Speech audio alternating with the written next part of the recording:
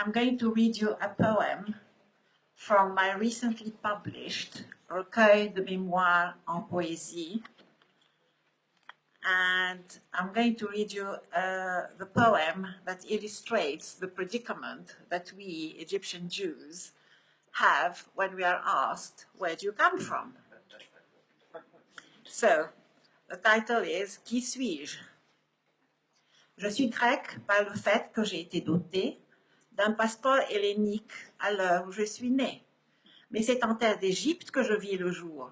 Et pourtant, voyez-vous, je suis toujours à court de mots lorsque je tente de parler arabe. J'hésite et je trébuche sur toutes les syllabes. J'ai été élevée dans la langue de Molière, en rêvant de Marianne, mais en roulant les airs.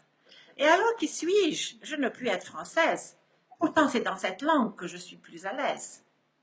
Devenue britannique, mes deux fils sont anglais. Ils ont déterminé ma vraie identité. Hélène, Marianne, Albion, tu ne leur appartiens pas. À l'ombre des pharaons, tu acquis tout là-bas. Que tu le veuilles ou pas, tu seras toute ta vie, parce que tu viens d'Égypte, simplement notre mamie.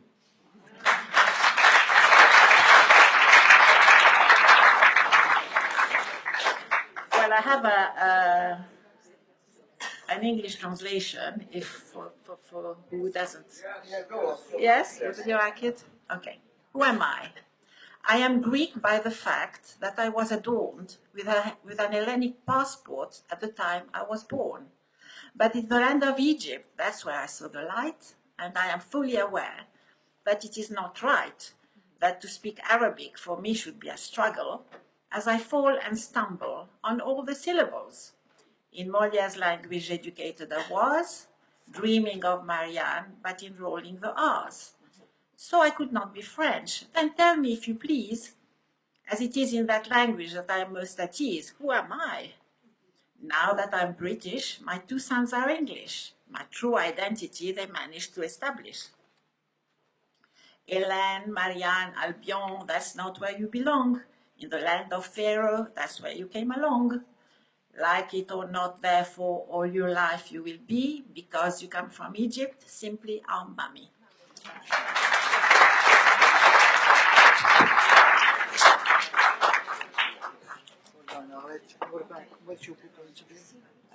I'm going to be here during the lunch. Okay, during the lunch, her book will be here if you're interested. Okay. May I ask now, Yves Fedida or Roger Bilboul? Both of you, fantastic. Wow.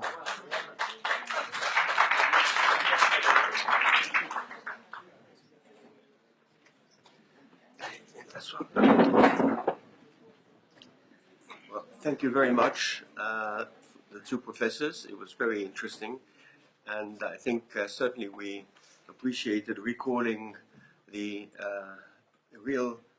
two real causes for Israel's involvement in the Straits of Tiran, and what we felt in Egypt at the time, which was the Fedayeen incursions.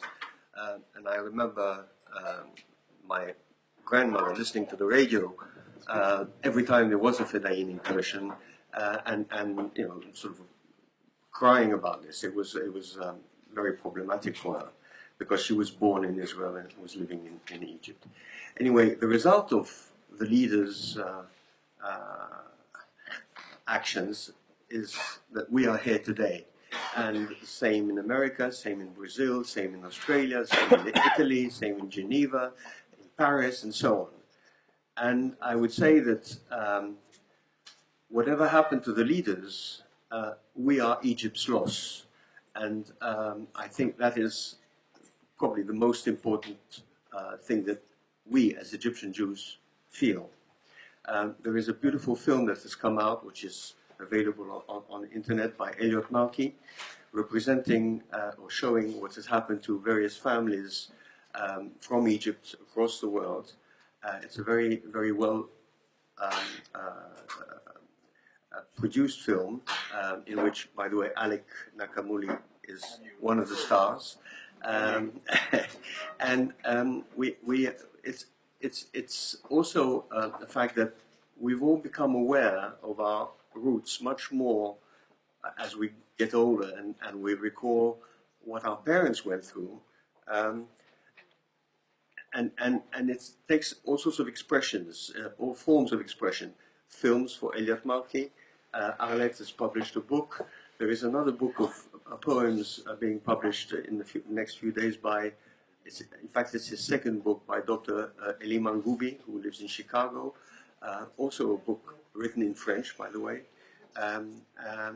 And there are many efforts across the world to recall this period, because it was a very special period for our parents, it was a very special period for us as children, and it was a very traumatic experience which we endured. I remember my Aunt Yvette, who will be coming in about probably an hour's time to join us, arriving with my grandmother, my father, my uncle in London, and being taken to Yorkshire, of all places, in military camps to stay away from London. And it was very hard. It was very hard because these they were British. My father had served in the British Navy, but they didn't really speak English, and they were clearly foreigners. And at the time, foreigners came out as a sort of, very vividly in London. There weren't many of them around. So it was a very difficult time for them. And I think all these efforts that are made for them, to remember them, to recall, and to recall these rich hours. There is today the French Association of Jews from Egypt, ASPCJE, ASPCJE, which is working very closely with the Alliance Israélite Universelle to collect in one central point all newspapers, works of literature of Jews from Egypt. They're trying to put this together on a sort of international book availability of archives, together with the Hebrew University of Jerusalem and other French archives, so that researchers such as yourselves and future researchers can access this. There is, together with Roger, 14 years ago, we became aware that there was something very difficult, and that was what was going to happen to our heritage in Egypt. In fact, what our parents created in Egypt. And that heritage is obviously a real estate heritage, it's synagogues, it's cemeteries where some of our parents or grandparents rest, and we know how cemeteries can be desecrated when there's nobody looking, and obviously Torah scrolls and so on, but most of all, our identity registers, which has made us Jewish.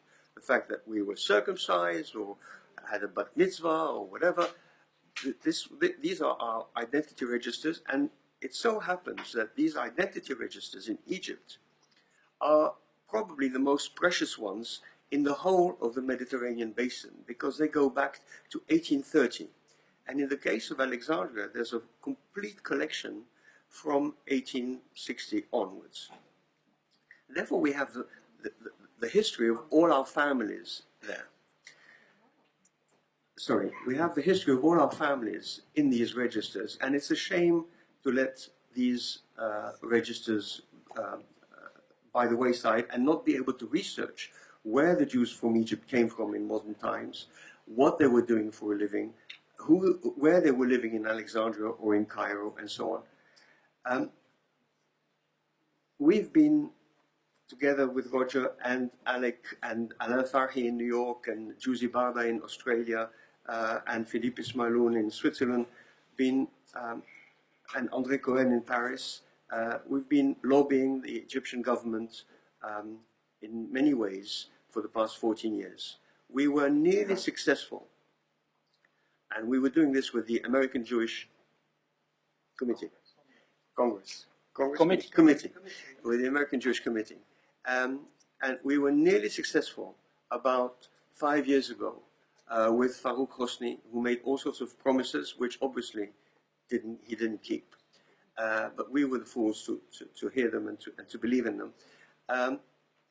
And we were nearly there. there was at the time a movement on the part of the Egyptian government for all sorts of international consideration to show that they were doing something to the real estate. And they have, it must be said, they have protected all these sites. They've not looked after them as they should have done, but they have protected them. We were kicked out of Egypt because we were Jewish, basically, because it wasn't just the French, it wasn't just the British who were kicked out, it was the Jews. It was the Jews who were kicked out, some of them in 1948, many of them in 1956, and most of them had to leave afterwards, because even if they weren't kicked out, they couldn't stay anymore, they couldn't work, they couldn't fend for their families. So there was a deliberate expulsion of Jews from Egypt. It was a deliberate policy. We were kicked out of Egypt because we were Jewish, and we cannot prove that we are Jewish.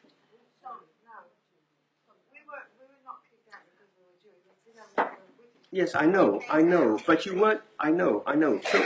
So was my father. He was kicked out because he was British. But there were, at the same time, on the same boat that your parents were probably on, there were stateless Jews, there were Italian Jews who were kicked out at the same time. And they were kicked out because they were Jews. Yes, of course.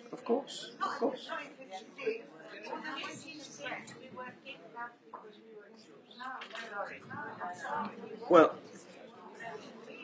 anyway, we were out of Egypt. We are out of Egypt.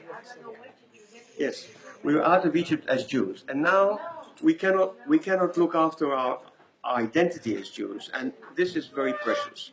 There has been no regrets, no excuses on the part of the Egyptian government, and I think the very least that can be done by them is to give us at least a copy of these identity registers.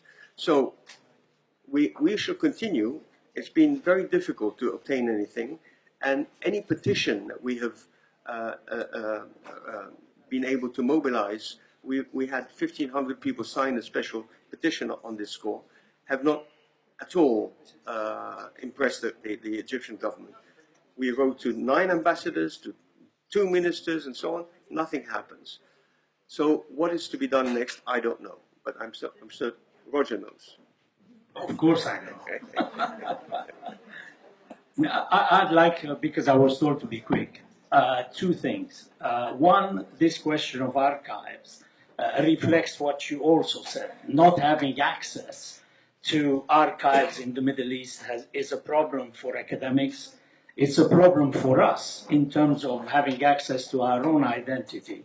As a matter of fact, these archives were kept in a kind of haphazard manner in the community offices.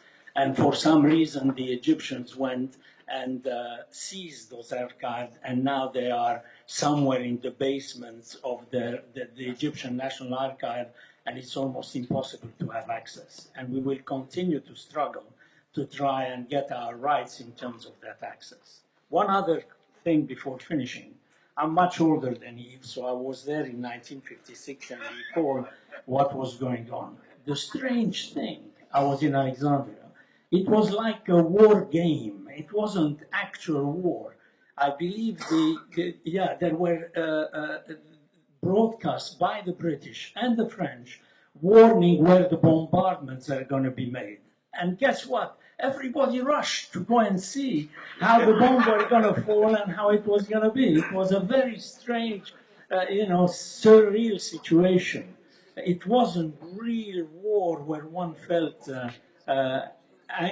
anxiety. It's soon after, people like us, the Greeks, the Italians, through nationalization, etc., the whole atmosphere changed completely in Egypt.